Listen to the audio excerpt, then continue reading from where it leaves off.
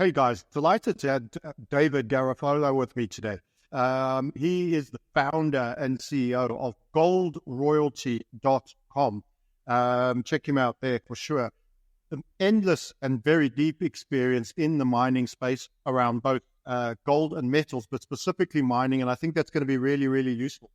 I suppose the question you must almost be fed up of answering, but we probably should get it out nice and early and engage the audience with: why are the gold stocks lagging the metal, David? That's a multidimensional answer. But you're right. The gold fundamentals have never been as good as they are now. Gold is poised for a long run. I think we're in a prolonged inflationary environment. We'll see continued debasement of currency. You would think that gold equity should provide you leverage to the gold price. In fact, we've seen lagging performance of the gold equities to the commodity, which is really the opposite of what you might expect. And there are a couple of dynamics that are driving that. One is that the industry is shrinking.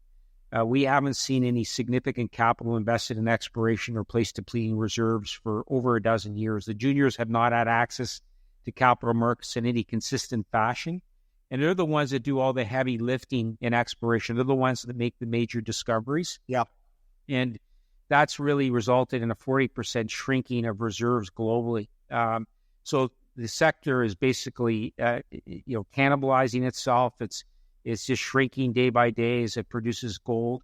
It's never done gold production as efficiently as it has in the past. Today, I think producers are doing a very good job. They are subject to the risks associated with inflation in the general economy. We've seen cost inflation, and certainly that's undermined the leverage proposition. But I think the fundamental issue is we have not seen any replacement of reserves in a significant fashion. And that's resulted in basically the industry eating itself. We've seen basically all the big producers merge with each other. The mid-tier is largely disappearing. And really that's a zero-sum game for the industry, because all that does is really shuffle the ounces around from one company to the other, but it doesn't see the fundamental issue of depleting reserves. And so I think the shrinking pie of reserves, increasing costs, undermining leverage proposition has really resulted in the producers underperforming the commodity. It's a great answer. I was so excited to get started. I apologize. I didn't even welcome you on and say that you're a first-time visitor. I threw you straight into the deep end. Thank you for that detailed answer. You're right. I mean, we saw First Majestic make an acquisition straight away recently as well. And as you say, it doesn't really bring new ounces to the market. It's just different names are being put on the clipboard as to who owns the existing ones. What do you make of that particular deal, just out of curiosity, as it's current?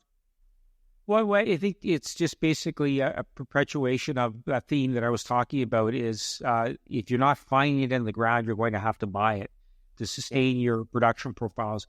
If you look at the top of the food chain, Barrick and Newmont are the same production level they were back in the 1990s, but their share price is actually about half of what it was back then. It's not because, and I'm not trying to indict any of the managements there, because there's been multiple generations of management since the mid-1990s, but all they've been able to do is stand still. They haven't been able to grow their production base because their production base is suboptimal. It's not sustainable. And so all they've been able to do is cannibalize other companies. So the only thing they've grown in 30 years is their share count. Yeah. And you were mentioning the share price has flatlined. So that points to quite a bit of dilution, I would imagine, then, and underperformance generally versus, I suppose, we have to get into this question of almost capital crowding out in certain spaces to the detriment of others. It was a little bit like that in the dot-com boom, wasn't it? In that we all went clicks over bricks. And it went, you saw at the same time as we were having an absolute bubble in one industry-driven sector, we clearly had a scarcity of interest or investment in, again, miners, we could argue, but other bricks and mortar businesses, and they were at actually quite good value levels. And it seems that mining seems to be that guy that's lost out every time. And we should be building up, I suppose there's a question coming at the end of this, forgive me the long form, but surely we should be building up a bit of a super cycle of appreciation eventually to make up for this deficit of interest. Yeah, look, I think we're entering into a period of significant supply squeeze, not just in gold, but all the commodity complex, if you will, because of the lack of investment and exploration and development of new mines. So you've seen supply squeezes in gold, you've seen supply squeezes in copper, zinc. Just look across the metals complex because of that underinvestment. What that tells you, given the lack of investment in new exploration and mine development, is the incentive price for these metals to produce new mines, to build new mines, is considerably higher than it is today. My view is, and I've spent equal amounts of my career in copper as I have in gold, is the copper price needs to probably be 3 times what it is today to incentivize the kind of development required to meet the burgeoning demand needed for decarbonization of our global economy. We have some lofty ambitions, and governments have set out lofty ambitions with ill regard for the supply chains required to support them. We don't have the investment necessary to build the copper mines that we need to meet that demand. So that means copper will be well north of $10 per pound in order to get that kind of mine development and exploration conducted. And I'd say it's the same dynamic in gold and zinc. Just look across the entire metals complex, you'll see the same type of dynamic. Yeah, that's a very good point. The politicians certainly talking a good. In fact, talking about politicians and I suppose the ESG and all of that, this is also responsible for banks and other businesses not bringing capital to the mining environment, almost as if it's, persona non grata to dig a hole in the ground nowadays for something you need. And then you've added quite eloquently, and I love the way you state your case, that the barriers to entry are getting far higher in terms of permitting, licensing, and the costs associated it and the skill sets with that. And you're then getting the access to capital denied. You've got a perfect storm of doing over an industry. And the other point you made in your earlier answer, if I'm just summarizing back to you, in the essence that actually a lot of the scratching around in the dirt and exploration is being done by the little guys, and they get gobbled up later, who by natural virtue of their scale don't have huge scale advantages and don't have the access to capital, which means there's no new supply coming on. And I want to add a fourth dimension, and then there's the question in it. It feels like in equity and trackers, we have an equity and a tracker type mentality to markets. And that, of course, pursues large caps and everything of that nature. And as we get smaller, it's almost a doom loop of capital interest, isn't it? Because the lack of scale, the lack of size means the institutional money and the fund money that you need don't come your way, because they'll either over-dominate, they'll move the market just by trying to take a position. How do you bridge that aspect, or does it have to come from retail first to build it up in scale before institutions will start engaging again? No, you're absolutely right. It is a vicious cycle that we find ourselves in, and I think eventually what will happen is there will be a rotation in the general equity markets out of the narrow focus on technology companies, for example, into the fundamental building blocks of our economy, into the commodities. We need a vibrant primary industries if we hope to have vibrant secondary and tertiary industries in our general economy. And eventually that'll come back around, and the generalists will displace the specialists out of the large cap names. That's where they're hiding out right now. That's why the juniors haven't had access to capital. The juniors are generally funded by specialist funds who are focused predominantly on precious and base metals. They have not been putting risk capital to work with the explorers because they've been hiding out in the liquid large cap names, expecting redemptions from their unit holders. I can't blame them. It is what it is, because the generalists haven't made any sort of commitment to the industry. But eventually that'll happen, and it'll happen in a very violent fashion, like it always does in the equity markets, like it did coming out of the great financial crisis, when we had a significant outperformance not only of the commodity, but of the general equities in our space, or the mining equities in our space, when there's a massive flow of general equity money into the natural resource space. And then it abandoned the sector in 2012, and it really hasn't come back in any meaningful fashion. But when it happened, it was a violent upward movement. It generally comes out of a crisis where the baby gets thrown out with the bathwater. Everybody gets sold off, including natural resources. But when capital starts to flow back, it flows into the primary industries like mining, and we see a significant outperformance not only of the commodity, but of the equities in the mining space relative to the general equity market. It's a very violent, significant outperformance. In some senses, we could do with a big tech sell-off, couldn't we? Well, this is just the natural order of things. There's rotation out of one sector to another, and it always happens in a quick and violent fashion that nobody ever predicts. Nothing happens in a straight line. It's very, very jerky. If you look at gold prices, for example, over a 50-year horizon, it's been a one-way trade. It's gone from $35 an ounce to $2,500 an ounce.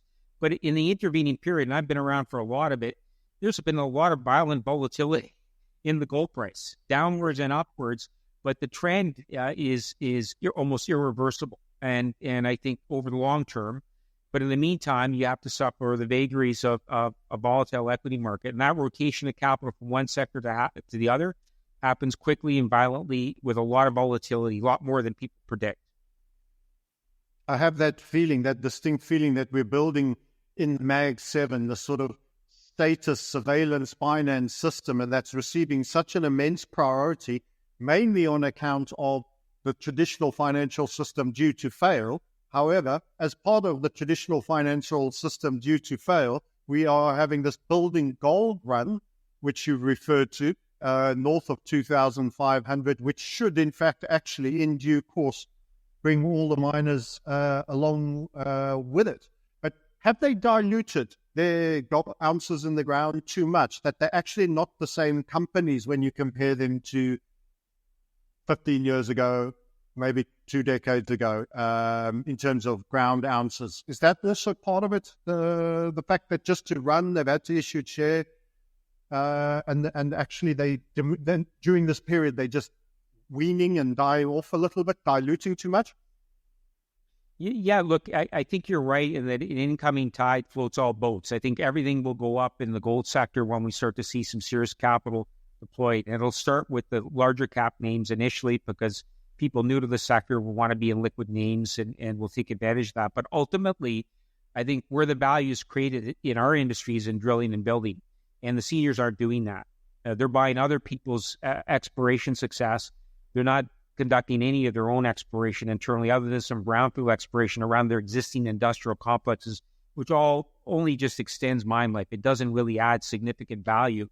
So I think pursuing a barbell strategy in our sector is the way to get maximum return. In other words, trying to pick the winners on the development and exploration side, the ones that are actually building and drilling, discovering things on the ground that people didn't know existed in the first place, and then building it into a sustainable operation that ultimately the seniors will want to take out. That's where you're going to get the best bang for your buck. But you're going to have to pick out the winners from a long list of losers. The exploration game has a very low success ratio, and trying to pick the winners is a very, very tricky proposition. That's typically why the specialists who focus on the sector are the ones that generally put the capital work there. At the other end of the barbell, as I see it, are the royalty companies, because they provide you optimum leverage to the upside in the commodity while protecting you from the downside of inflation, and also giving you leverage to exploration, because as a royalty holder, you get the benefit of the exploration of the operating partners that conduct that exploration on the site without having to pay for it. So I think those are the barbells, the ends of the barbell, as it were, that I think will outperform and the outset of a bull run for mining equities. I love that. And I remember why when you were speaking on the stage, and again, as I say, you're very eloquent, the structure of royalty companies is super interesting. And it's one that I think is a great deal for many people. Can you take a half a step back for people that are watching this show with us for the first time and just do a sub 90 IQ with a few drinks in him level kind of guy explanation for what a royalty company actually does to make sure that we don't leave too much of our audience behind? Sure. Well, look, I would think of a royalty company not as a mining company, but a bank that's singularly focused on the mining industry. And what a royalty company does is provide capital to the explorers, the developers, and operators who are looking to build, explore, optimize, expand their operations. And in return, rather than getting paid back, we get a royalty on the property, perpetual royalty. And it's a percentage of what we call the net smelter return, which is effectively the gross revenue from the mine. So we get paid back in perpetuity 1, 2, 3% off the top line from a mine. And what that gives us is a capital return, but also gives exploration upside, because if the operator extends the mine life through their exploration efforts, we get the benefit of that exploration upside. So you get that optionality on top of getting that return on what you think the initial mine plan is on that deposit you're financing. So we're providing capital to developers, explorers, and operators. We're getting paid back in royalties. That top line exposure protects you from inflation. You know, we're not exposed to the margins of the mine site. So operating costs inflate, capital costs inflate. You know, we don't have that exposure. So it's really optimum leverage of the gold price, unmitigated leverage of the gold price, and leverage to the exploration efforts of the operating partners without actually having to pay for the exploration. Once you own a royalty, you own it forever. You don't have capital calls. You just wait and harvest.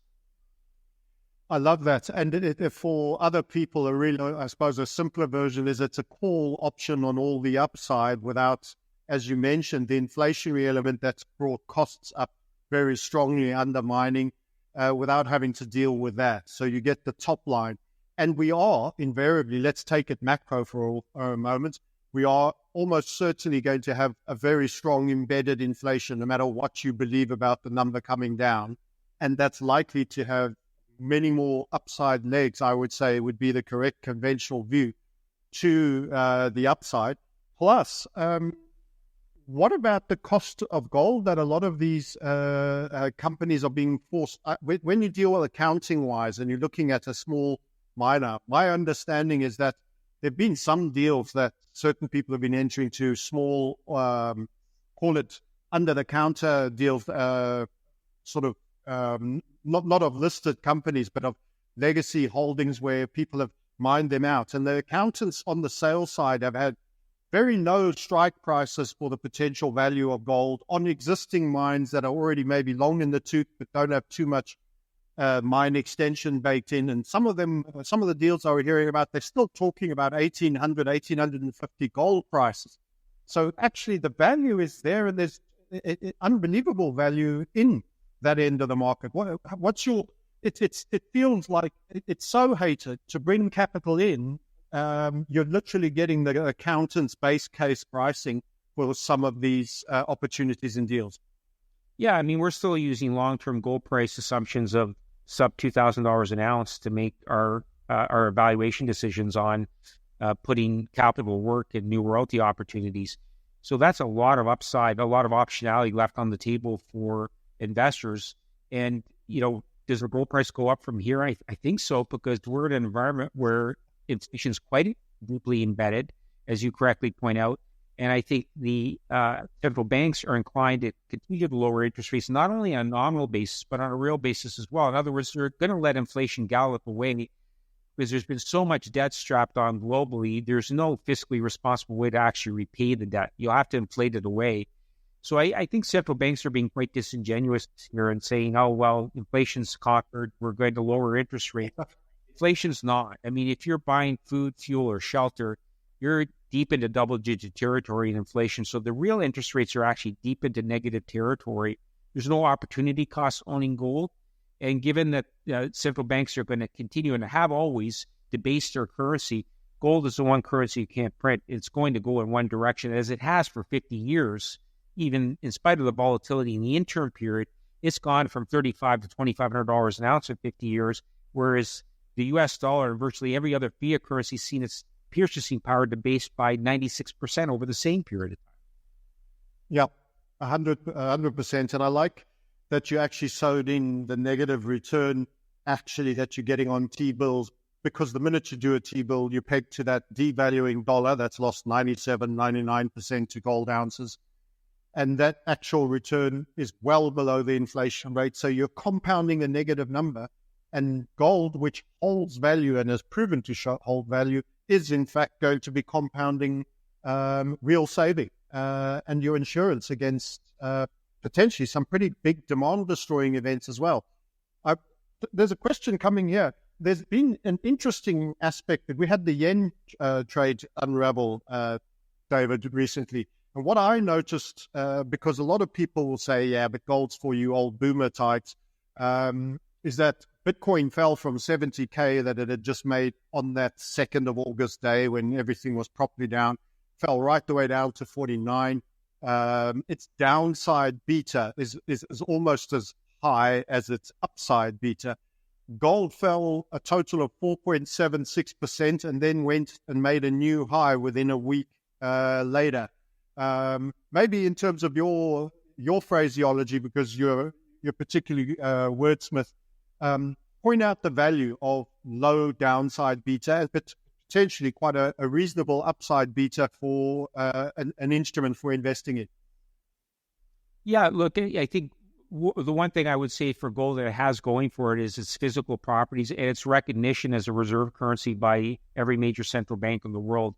And that's not true of any of the more newer currencies, the digital currencies, as it were. Maybe someday it will be. I don't foresee that right now, but gold has been a reserve currency for millennia, recognized as a currency, and as such, its indestructibility, its physical properties. And I would hasten to say that you could go to any corner of the world and every jungle of the world, and everybody understands the intrinsic value of gold. It doesn't matter where you are. That's not true for any digital, or for that matter, any fiat currency. Even the U.S. dollar. I think it would be of very little utility in some of the more hazardous parts of the world, whereas gold is recognized for its intrinsic value and has been for so long. Yeah. What if you were putting on your, I suppose, look into the future glasses, given, I suppose I set you up with the much repeated fact that Janet Yellen is probably building $1 trillion in new deficits every 96 days.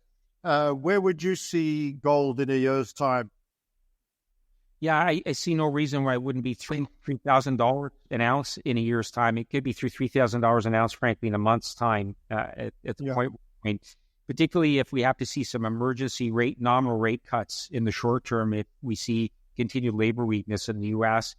heading into election or coming out of an election, trying to calm the waters, I wouldn't be surprised to see some outsized rate cuts, which would hasten the appreciation on the gold price to $3,000 an ounce even earlier than that. So look, 3,000 to me is an easily attainable objective. And if you look at gold over a 50-year horizon and inflation adjust nominal gold price, the all-time highs we achieved back in the 1980s were actually higher than what we've achieved recently. The nominal highs have been achieved recently, but you take the gold price from 1981, inflation adjusts that to $2024, that's over $2,800 an ounce. We are not yet at the real all-time high for gold. Absolutely. That's such a good point. I'm actually going to intervene to bring up a chart to help you make that again, because everybody needs to hear this again. I'm going to put up, I think we won 1980, don't we, on this. I'm going to put up a 3-month, each candle, a 3-month chart, and pull that one up. And I will use, which I will say is ill-advised, but I will use it anyway because it's all I have, their data for CPI, which I'm sure you'll have some reservations, may not be the fullest representation. Let's just bring that up. And I'm going to pivot to share screen.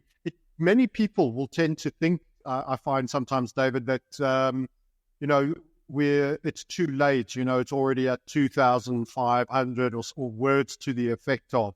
And I think this chart has a way of helping people realize that it's probably only just begun, and you're not too late to start saving in gold ounces. So if I may, we've got the CPI adjusted gold price here, and the point David was making was up top here. You're at about the divisor. Forget the numbers in terms of valuation. And if I may as well, David, I don't know if technical analysis is your bag, but I'll interject for you. This is a very, very interesting and beautiful technical structure, which shows that you've actually been getting compression and making marginally lower highs, but quite substantially higher lows. And you are now virtually in a breakout point right now where you are clearing the third high. And that's our magic third high. We tend to trigger longs on that is as part and parcel of what I would think could be a secular bull market in gold that people have not seen since the 80s and possibly even transcending that as a result of everything. What do you think of the chart when you see it like that? Well, I'm not a technical analyst whatsoever. I'm a fundamentalist by training, by nature. I mean, to me, it goes back to fundamentals. Global debt to GDP is 3.5 times what it was in the last big inflation cycle in the 1970s. The government can't do anything but inflate the debt away. And they want inflation. And gold is an agnostic and objective barometer of underlying inflation in our economy. Yeah, it absolutely represents truth in every single way. It's also a cup and handle setup, which is known to be a very, very bullish setup. Excellent. So going back to miners, David, do you get into discussing individual miners that you particularly like? Are there or royalties? Would you put a royalty company forward? Who do you think in the space is representing really good management as holding up well outside of your own company? Who do you admire? And also maybe a little bit about goldroyalty.com itself. Yes, sure. So, look, on the producer side, I can't have to go back to my old gold company, Agnico Eagle, where I spent 12 years as CFO from 98 to 2010. And the reason they have the best multiple in the space is nobody drills and builds better than they do. That's where all the fundamental value is created. They're not M&A artists. From time to time, they have done M&A, but their success really was from the building spree that we went through in the 12 years that I was there as CFO, where we built significant values through the drill bit and through de-risking large-stage development stage assets and bringing them into production. And that's why they're the third biggest producer in the world today and why they've got the best multiple in the sector. They're the best explorationists and mine developers in the sector. And I hasten to add, we have a royalty on their biggest mine, Canadian Malartic, which puts us in a great position because it gives us a foundational asset with 20 to 30 years of reserves ahead of it and one of the lowest cost operations in North America. So we're very, very fortunate to have that and with a well-capitalized partner optimizing that asset. On the royalty side, I have to take my hat off to the large cap players in the space, Franco-Nevada, Wheaton, Royal Gold. They pioneered the whole concept of royalty and streaming. And, the multiples they have are ones that I would aspire to. They're trading at 2 to 3 times their net asset value because they've got scale, they've got diversity, they've got a great management team. All of them got great management teams that have been doing this a long time. We all know each other. I admire the teams that founded and are running those companies now. And what we aspire to do is really achieve mid-tier status. What's absent in the royalty sector right now is a mid-tier player that is small enough to grow, which the big guys have a challenge doing, but big enough to be institutionally relevant. We don't have a mid-tier royalty player right now. We have mid-tier in the producer space. We don't have a mid-tier royalty company right now. I think the challenge that the big guys have, like Franco, Royal, and Wheaton have, as good as they are, is how do you grow when you're 20, 30 billion plus market cap? You have to do $5 billion deals just to move the needle. Well, I can tell you, there are no $5 billion royalty and streaming deals to be done out there. So there is very little prospect for growth at the top of the food chain, whereas among the smaller players like us, we have the opportunity to significantly re-rate and grow. And we have 60% compounded annual growth in our revenue through the end of the decade. This year is an inflection year for us. We only founded the company 3 years ago, IPO'd it at that time, and we've gone from a startup to free cash flow generation this year. So that's a remarkable achievement off a base of assets that includes 3 of the 5 biggest producing gold mines in North America. We have a royalty in Canadian Malartic. We have a royalty on Côté, which just came into production. It will be Canada's second biggest producing gold mine. And we have a royalty in the underground extension of Goldstrike, the biggest producing gold mine in North America. So we have foundational, generational assets to provide us that element of annuity for decades to come. And we have over 240 other royalties to provide us significant optionality and cash flow and growth that underpins that 60% compound annual growth to the end of the decade.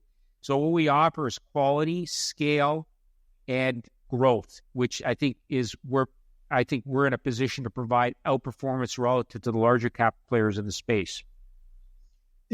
Are the smaller caps being hit particularly hard? So I'll be bringing up your chart for now so that you can before you get, comments and people rebutting, give you an opportunity to point out that whilst the other large caps have pretty much showing reasonable upside, for now, it's not reflected in your equity price. And why would that be? To give you a chance to rebut those negators.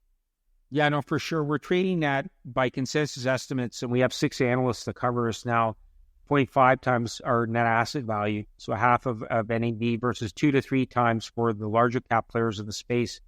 And I would say the one issue I've heard is, well, you've got a lot of growth in your story, and growth is being heavily discounted in this environment, particularly among the smaller cap players.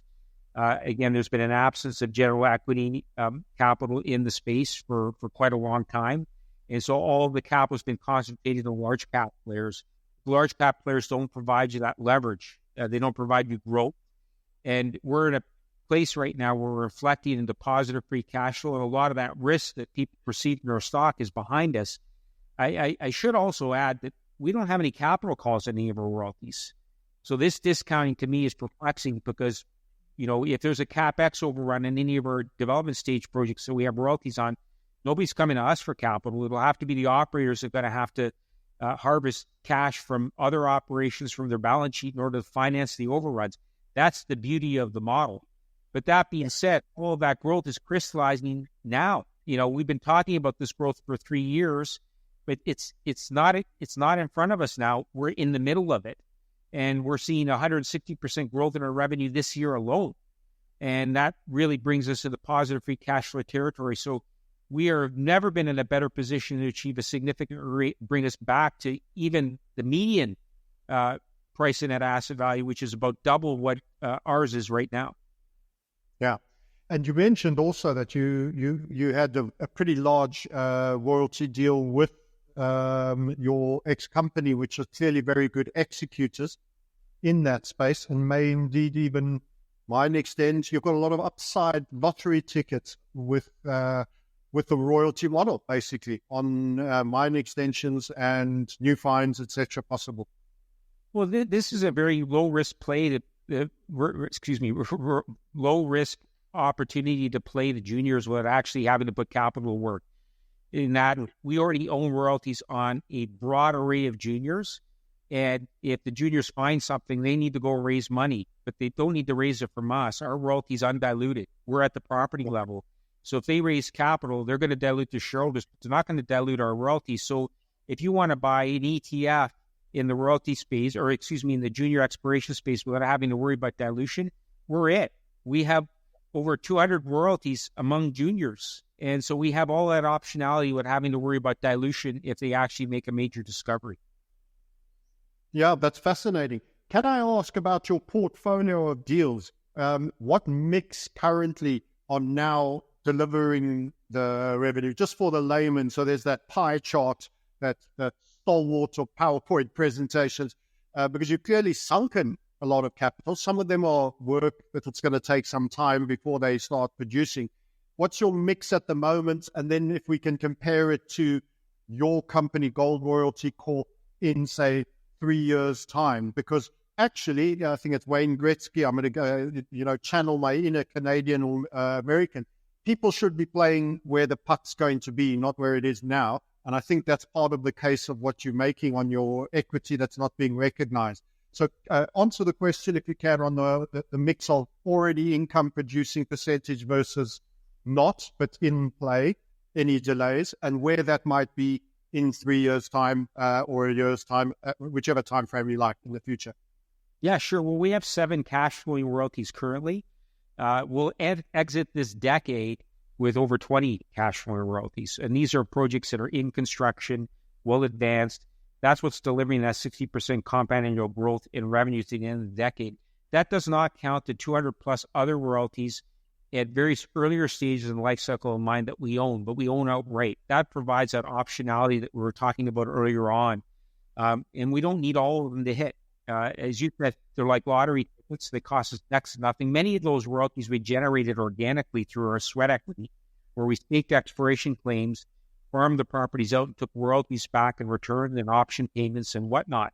So we can generate those royalties for free effectively, and that means if they do hit, the rates of return are infinite. Yeah. Yeah, that's huge. That's absolutely huge. And in at the end of the decade, so that was a 6-year time frame. You would have 20 that would be producing royalties, and you're on 7 at the moment. And in terms of ounces, how much does this existing 7 and that new 13 change in terms of total ounces coming to market? So this year, for example, we have 3,000 to 4,000 gold equivalent ounces that we're guiding towards achieving this year, and that's more than double, almost triple what we were last year. And by the end of the decade, we're looking at about 30,000 gold equivalent ounces from those 20 producing mines. So that's again 60% compound annual growth in our revenue to the end of the decade. And this is a scalable business. I have 8 full-time equivalent employees. I could run a business with 2,000 royalties with the same number of people. So our G&A costs are not going up. We're going to be a 90% plus margin business by the end of the decade on achievement of that revenue growth that I talked about. Yeah, I was about to say, I mean, you're literally running a handful of smart deal makers, a good secretary, and a couple of useful analysts at a fax machine, if we were still in those times. Not much more. And you seem to also, you're conscious of cost, but the cost as a whole is just very, very little in this model, broadly. It is. I mean, we have $7 million of G&A, and that number's actually gone down because we rolled up 3 companies over the course of 2021, and we realized synergies of 100% in every one of those acquisitions. It took us a couple of years, but we've actually brought the G&A costs down on a pro forma basis after absorbing those companies. And I would hasten to add, there's probably 20 to 30 small cap royalty companies in the public domain right now. And if those got consolidated, there's probably $50 to $70 million of excess G&A in the system that can be wrung out. We wrung out about $8 or $9 million of G&A costs by absorbing 3 companies. You can imagine that, those 20 or 30 companies became even half of that. How much efficiency can be realized in the sector, how much excess free cash flow can be generated through the rationalization of those companies. And the scale that achieves attracts that generalist capital and hastens the re-rate that we think that these assets richly deserve. What's the life cycle you're envisaging? Are there any that are big providers but are on a short life cycle remaining? How do you measure and benchmark this? Because at the end of the day, a mine is eventually a tapering, one assumes eventually to zero output asset. So when we say infinite, you're entitled to them as long as the entities exist, but at some point they'll be tapping out. How do you measure that, and how do you stand relative to peers? Well, if you look at our global resource underlying the properties we own royalties on, there's about 120 million ounces. That's a lot of average mine life among the ones that have 43-101 resource, which is only a small subset of our 240 plus royalties. We have many that are in the pre-resource stage in good geologically prospective districts. But look at our larger scale mines. Look at Canadian Malartic, look at Côté, look at Goldstrike, where we have the underground extension royalty coverage. Look at Varus, Borborema. These are producing mines that we have within the portfolio. These are all 15, 20, 30-year reserve lives. And so when you look at our cornerstone assets, they have that foundational or cornerstone element that really give you the comfort that we're going to be around for a long period of time, long after this management team has passed it on to the next generation. Yeah, great. So it's going to outlive you in some senses, in some ways. How do royalty stocks actually reward their holders? Is it just in capital appreciation, or is there a dividend policy? I invest today. I give you $1 million, the super cheap price. Do I get a granny fund that spits out cash flows, or is it all in the price as gold climbs? Look, I would say the larger cap names all pay substantial dividends, and that's certainly something we're striving towards. Our focus is over the last 3 years since our startup has been worrying ourselves up to a critical mass, but we're in free cash flow territory now. And I would hasten to add, but hopefully in the next year or so, we're talking to our board about a sustainable dividend policy once we're in sustainable free cash flow territory. Yeah. So it could also be an income stream for the shareholder himself in due course. once you start to get to your scale ambitions. And in fact, as you point out, you're already positive cash flow generative. That's right. Look, we're a collection of annuities at the end of the day. Why not share that annuity with your shareholders? I think that's why the best royalty companies pay long-term sustainable dividends, and we want to be in that category. Yeah, no, it makes absolute sense, and it's something many will look very much forward to. I've never seen that as a negative in a great equity. How much time? I mean, this is difficult. We're all looking forward. We all will be wrong on projections and predictions into the future. But when do you think miners like yourself, could you be approached? Also, I would ask, what's the potential for what's happening? Could you be approached by some of the bigger guys to take you out? What multiple do these things happen? I suppose it would depend on whether the industry is now getting more greatly recognized and how soon. But how do you see it playing out? Do you think you'll remain independent, or if the ideal flight path occurs, what's the exit strategy for you and your team potentially to be bought out?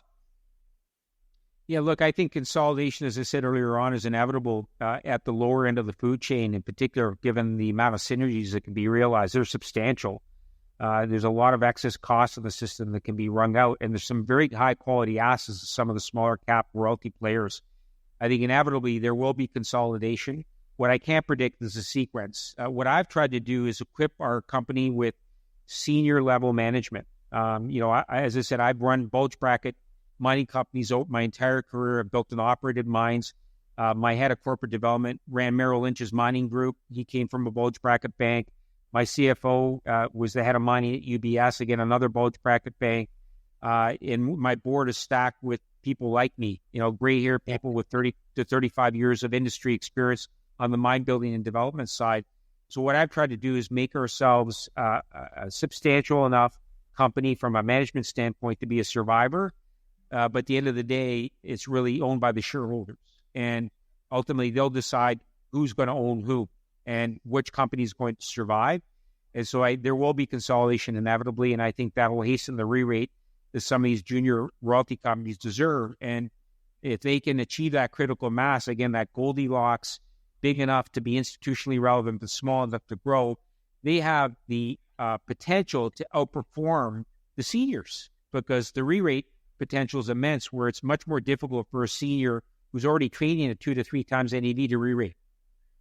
Yeah, I get that. So people should start looking and sharpening their pencils. Is it just gold that's coming out on the royalties? Oh, you only have royalties on the gold? Would you have any upsides on anything else, but a silver, but a copper, or anything else? You mentioned you were in the copper game yourself. Yeah, we have a couple of copper royalties. We have a royalty in Capstone's Cozamin mine in Mexico, also Adriatic Metals Varus mine in Bosnia. Those are all substantial long-life deposits with great operators.